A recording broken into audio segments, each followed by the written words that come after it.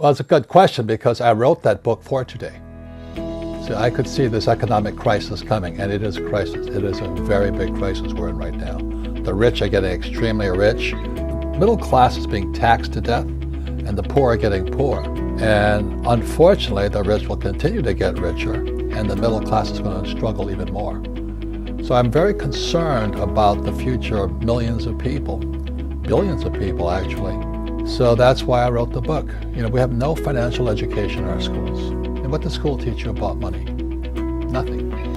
Do you learn from rich people or poor people? You know, most of my school teachers were poor people. They're good people, don't get me wrong, but they don't know anything about money, nothing. And so they give you advice based upon a poor person's beingness. You know, I'm a poor person, so you want to play it safe, and you want a steady job, and you know, pay your taxes. And that's why people are falling behind. The world is changing. Let me say this, change is changing.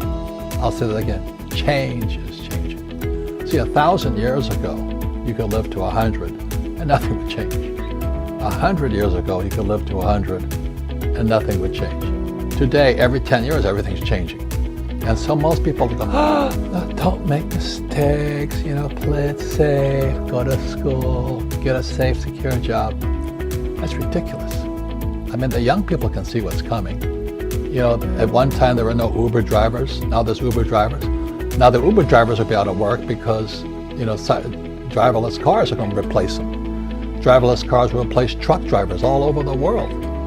Oh, but you go to school, you get a safe, secure job, and you put your money in a retirement plan, and you save. That's horrible advice. So I wrote Rich Dad, Poor Dad for this time today.